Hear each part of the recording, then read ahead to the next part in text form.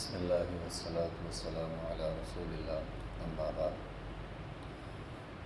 صفحہ نمبر ہے 164 اور آیت نمبر ہے 79 اور 80۔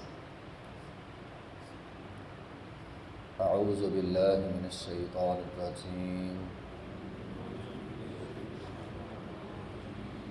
بسم اللہ الرحمن الرحیم۔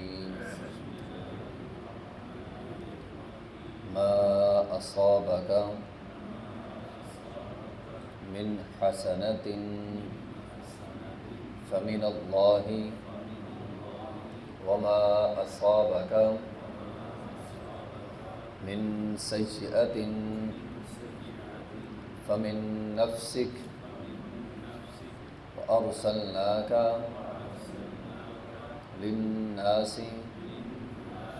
رسولا وکفی باللہ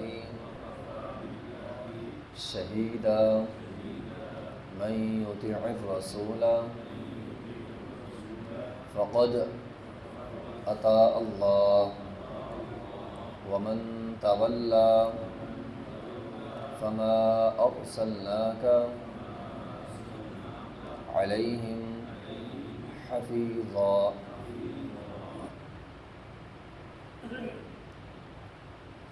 ما اصابک من حسنۃ، جب بھی آپ کو کوئی بھلائی پہنچتی ہے، فمن اللہ، تو وہ اللہ کی طرف سے ہوتی ہے۔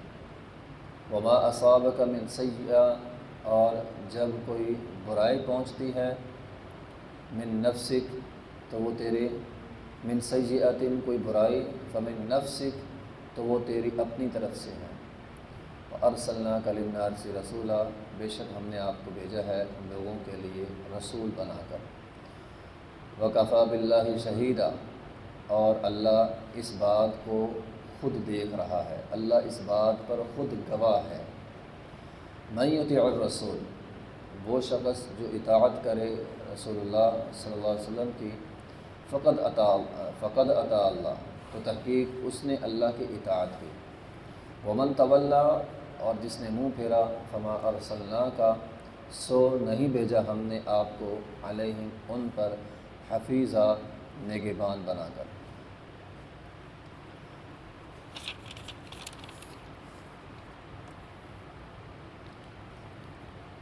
بات ہو رہی تھی کہ منافقین اور مدینہ کے یہود جب انہیں کوئی اچھائی ملتی تھی تو کہتے تھے اللہ کی طرف سے ہے، اور جب نقصان ہوتا تھا تو نبی علیہ الصلاۃ والسلام یا صحابہ اکرام کو کہا کرتے تھے تمہاری نحوست کی وجہ سے، جب سے تم مدینے میں آئے ہو مدینے کا امن خراب ہو چکا ہے۔ اللہ تعالیٰ نے اس آیت کے اندر واضح کیا، فما ما اصابک من حسنۃ فمن اللہ۔ پہلی بات تو یہ سمجھ لو، ہر بھلائی اللہ کی طرف سے آتی ہے۔ کوئی بھی نعمت ملتی ہے، اگر نعمت ملنے کے بعد فوراً دل سے اللہ کا شکر نکل آئے تو سمجھ لیں ہمارے اندر ایمان موجود ہے۔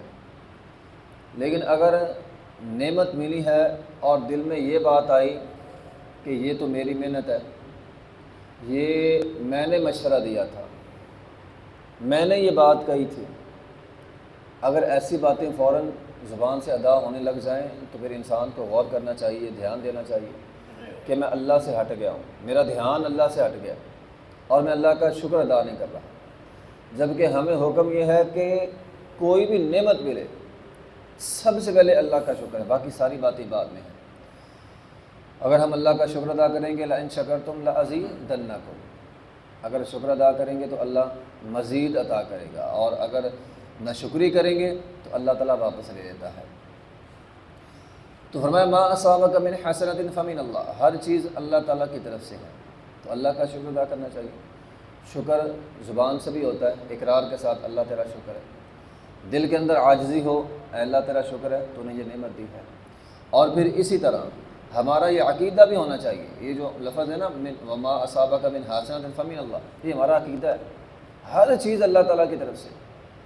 اللہ تعالیٰ قرآن میں فرماتے ہیں وما بکم من نعمت فمن اللہ، کوئی بھی نعمت ہو، ہر نعمت اللہ کی طرف سے آتی ہے۔ اس میں انسان کی عقل کا، انسان کے مشورے کا، انسان کی اپنی محنت کا کوئی کمال نہیں۔ ہاں اسباب بنتے ہیں، یہ انسان کا مشورہ سبب بن گیا، انسان کی عقل سبب بن گئی، آتی اللہ کی طرف سے ہے، اسباب انسان بن سکتا ہے۔ تو بہرحال اللہ تعالیٰ فرماتے ہیں قرآن کے ایک اور مقام پہ، یعرفون نعمت اللہ ثم ینکرونہا واکثرہم الکافرون۔ اللہ تعالیٰ نے سیدھی سیدھی بات کہہ دی، فرمایا اگر نعمت مل گئی، شکر ادا کیا، اللہ تعالیٰ مزید عطا کرے گا، لیکن اگر شکر ادا نہ کیا تمہاری یہ ناشکری تصور ہوگی اور اللہ تعالیٰ دیا ہوا واپس لے لیتا ہے۔ نبی علیہ الصلوۃ والسلام ساری ساری رات قیام کرتے تھے۔ آپ سے پوچھا گیا کیوں کرتے ہیں؟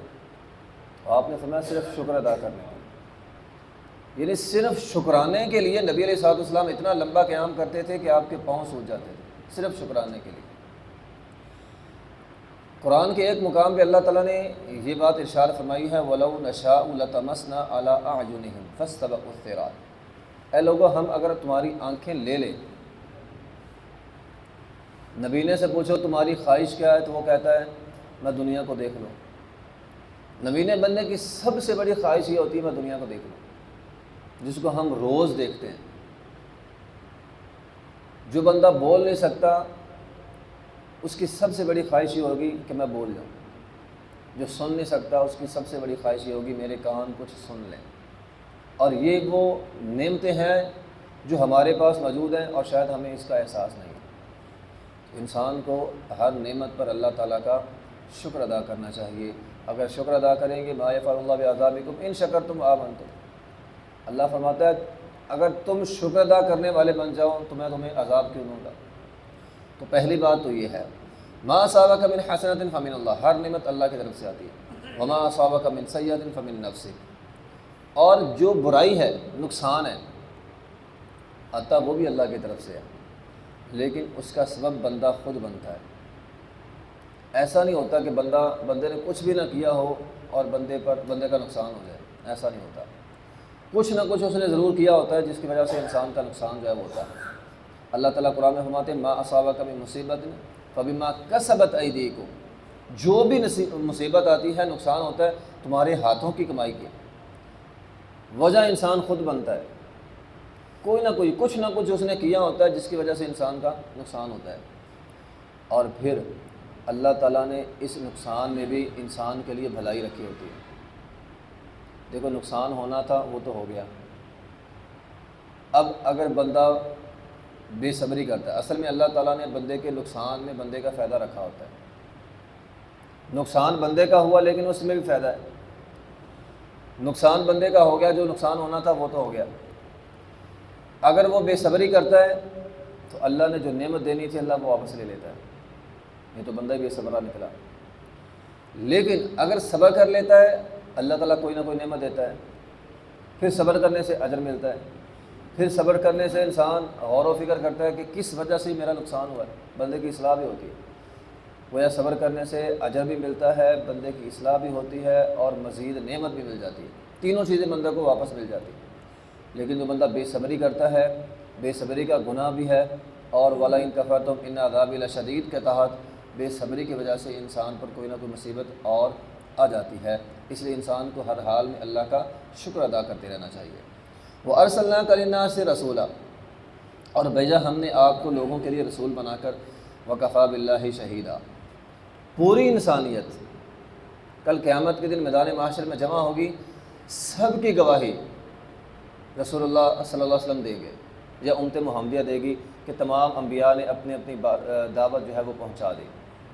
یہ گواہی پیچھے ہم پڑھ آئے ہیں، نبی علیہ السلام بھی دیں گے، امت محمدیہ بھی دے گی۔ لیکن نبی علیہ السلام کی نبوت کی گواہی کون دے گا کہ آپ نے اپنی رسالت پہنچا دی، اس کی گواہی کون دے گا؟ تو فرمایا وَكَفَىٰ بِاللَّهِ شَهِيدًا، اس کی گواہی اللہ دے گا۔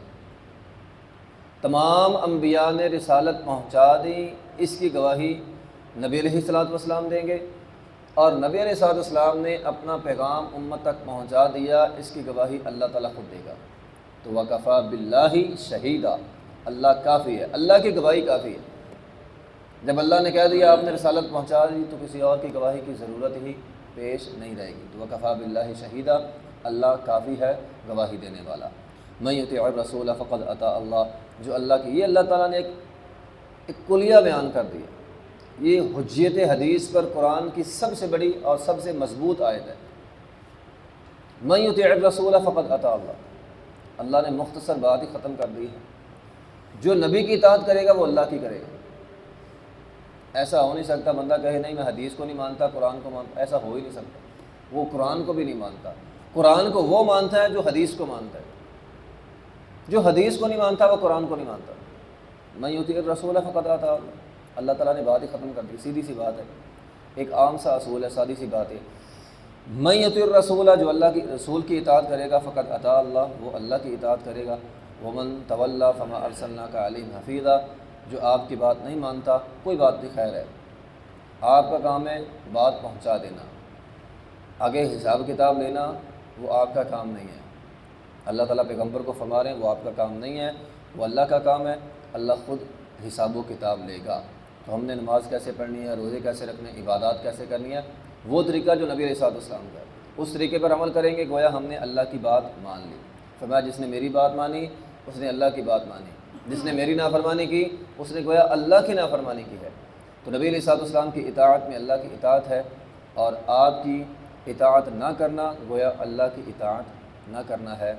آخر دعوانا الحمدللہ رب العالمین۔